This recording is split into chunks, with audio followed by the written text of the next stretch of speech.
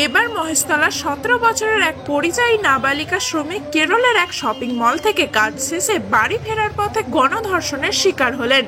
অভিযোগ, গত 19 আগস্ট কেরলে গণধর্ষণের শিকার হন দক্ষিণ 24 পরগনা মহেশতলা এলাকার বাসিন্দা ওই তরুণী শ্রমিক। সন্তোষপুর 16 বিঘা বস্তির ওই তরুণী দাদু দিদার কাছে কেরলে থাকার জন্য গিয়েছিলেন। কেরালা রাজ্যের কোজিকোড জেলার রামানাট্টুকারা এলাকায় তারা থাকতেন।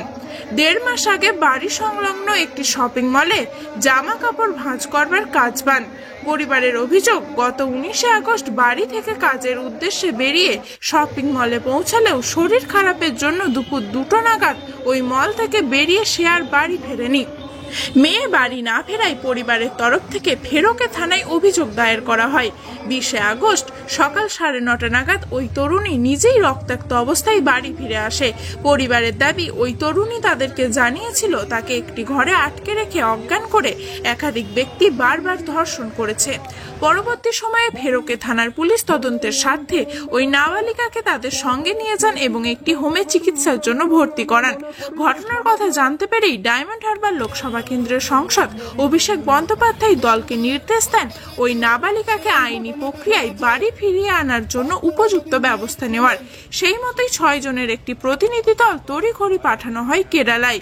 এই ঘটনার প্রতিবাদে তৃণমূল কাউন্সিলর শুভাশিস দাসের উদ্যোগে একটি প্রতিবাদ সভারও আয়োজন করা হয়, যেখানে একাধিক পৌর প্রতিনিধি উপস্থিত হয়ে মঞ্চ থেকে তাদের ক্ষোভ উপড়ে দেওয়ার পাশাপাশি কাউন্সিলর শুভাশিস দাস এবং গোপাল সাহা সংবাদ মাধ্যমকে কি জানিয়েছিল আসুন একবার শুনে নেওয়া যাক। আপনারা জানেন যে মহেশতলার এক পরিযায়ী শ্রমিক নাবালিকাকে কেরালায় ধর্ষণ করা হয়েছে এই মাসের 18 তারিখে। আমাদের প্রিয় সাংসদ শ্রী অভিষেক বন্দ্যোপাধ্যায় গতকাল তার নজরে ব্যাপারটি আসে এবং আমাদের কাছে নির্দেশ আসে একটি টিম আমাদেরকে কেরালায় পাঠাতে হবে। তখন আমি আর গোপাল শাহ আলোচনা করে একটি টিম তৈরি করে আমরা কেরালায় পাঠিয়েছি এবং সেই কেরালায় গণধর্ষণের প্রতিবাদে আজ আমাদের সাংসদের নির্দেশে আমাদের আজ প্রতিবাদ সভা মহেশতলা।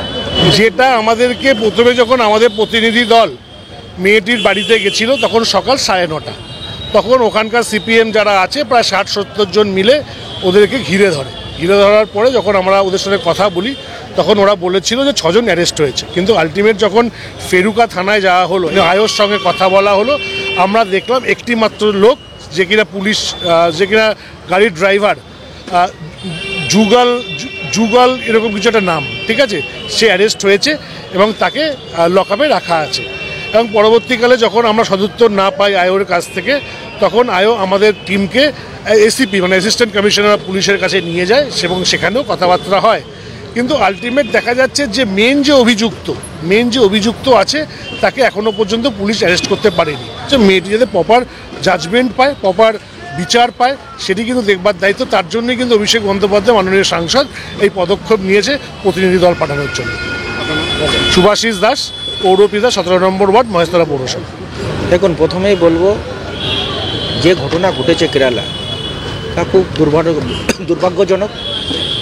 যা করেছে এখনও তারা ধরা পড়েনি এবং আমাদের কাছে যখনই ব্যাপারটা আমাদের সাংসদ জানেন তখনই সাংসদ পদক্ষেপ নেয়। 2 ঘন্টার মধ্যে আমরা যাবতীয় যে ফর্মালিটিস আছে সেগুলোকে কমপ্লিট করি এবং তাদেরকে ফ্লাইটের মাধ্যমে আমরা কেরালা পাঠাই এবং তার পরিবারকে যেভাবে ঘিরে রাখা হয়েছে, তারা সত্যি আমাদের যে প্রতিনিধি দলকে দেখে তারা আজকে খুব খুশি যে আমাদের পাশে কেউ আছে।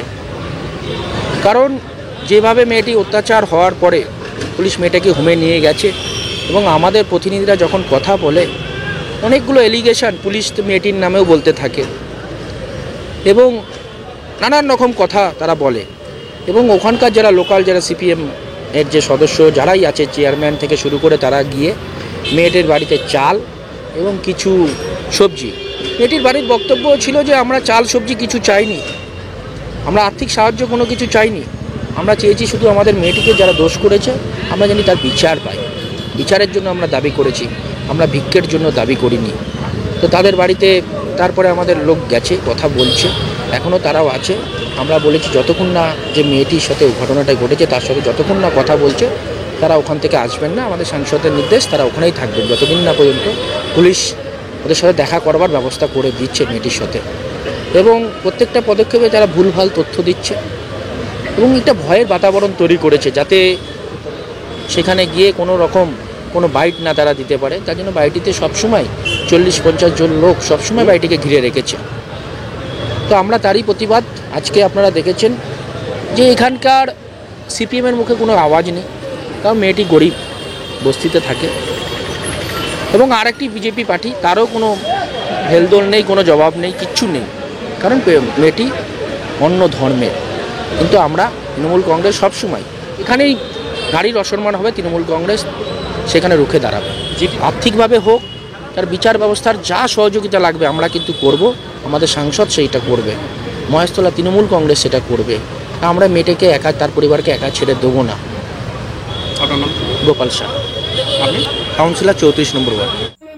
এখন এটাই দেখার, বাম ও বিজেপির পক্ষ থেকে এই ঘটনার প্রতিবাদে কোনো মোমবাতি মিছিল বা প্রতিবাদ সভা হয় কিনা।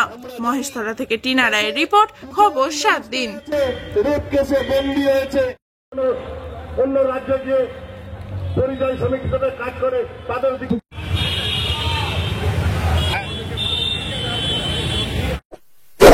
এমনই তাজা ও গুরুত্বপূর্ণ খবর পেতে খবর 7 দিন চ্যানেলটি সাবস্ক্রাইব করুন এবং নোটিফিকেশন পেতে বেল আইকনটি টিপুন।